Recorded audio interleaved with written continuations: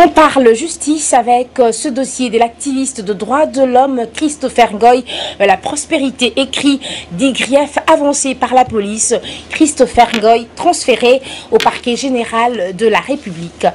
On change de chapitre avec le phare. Les dossiers loi électorale rebondit. Le phare écrit coup de théâtre. La loi électorale recensement toujours incontournable. Et enfin, Forum des As, titre retombé de la déclaration d'Antoine Gizenga, Minaku et Makiashi s'explique. Voilà tout pour les sommaires. Mesdames, Messieurs, bienvenue à cette revue de presse.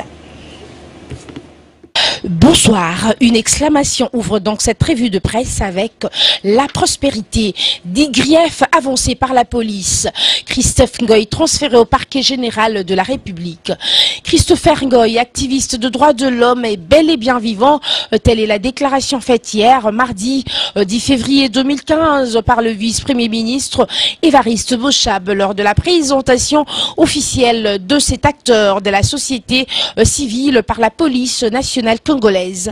En croire cette dernière, interpellée depuis le mardi 20 janvier 2015, Christopher Ngoy Mutamba ne l'a pas été à cause de sa qualité d'activiste de droits de l'homme ou parce qu'il a émis une opinion politique quelconque.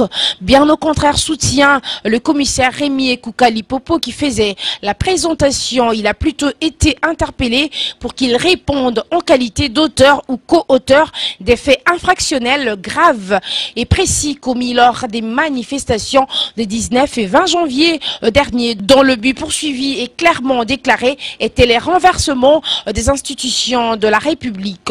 10 griefs sont mis à charge de l'incriminé, entre autres l'incitation à la haine raciale, incitation des militaires à commettre des actes contraires au devoir, l'atteinte à la sûreté intérieure de l'État pour le vice-premier ministre et ministre de l'Intérieur. Les manifestations font partie du droit que le gouvernement n'interdit pas, mais les organisateurs doivent savoir qu'à chaque droit correspond à un devoir. Les manifestations ne peuvent pas signifier s'en prendre au bien de particuliers, a-t-il souligné.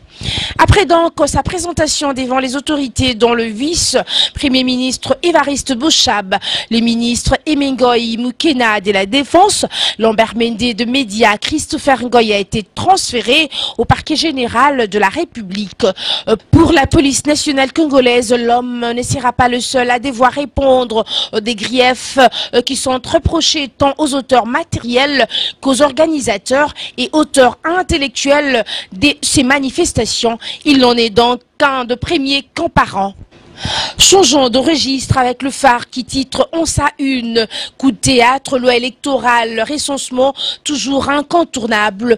Au journal de poursuivre après le boycott des travaux parlementaires portant sur l'examen du projet de loi modifiant et complétant la loi numéro 6/006 du 9 mars 2006 portant organisation des élections présidentielles, législatives, provinciales, urbaines, municipales et locales, telles que modifiées par la loi numéro 11/003 du 25 juin 2011 par les députés nationaux de l'opposition et les manifestations populaires contre ce projet de loi. La grande déception est de constater que les parlementaires ont menti au peuple congolais, que la conditionnalité de recensement de la population n'est plus une condition à la tenue des élections de 2016 et notamment celle des présidentielles.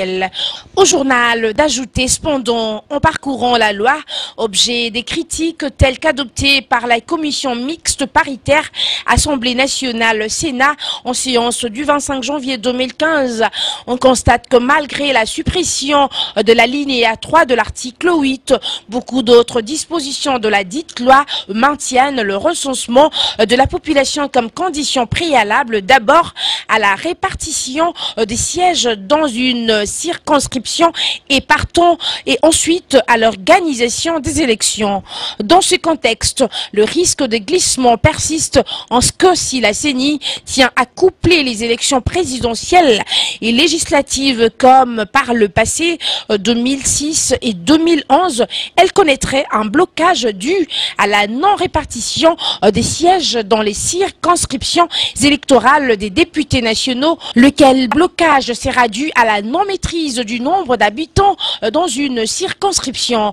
Ce nombre d'habitants ne peut être connu qu'à la suite des opérations de recensement et identification de la population.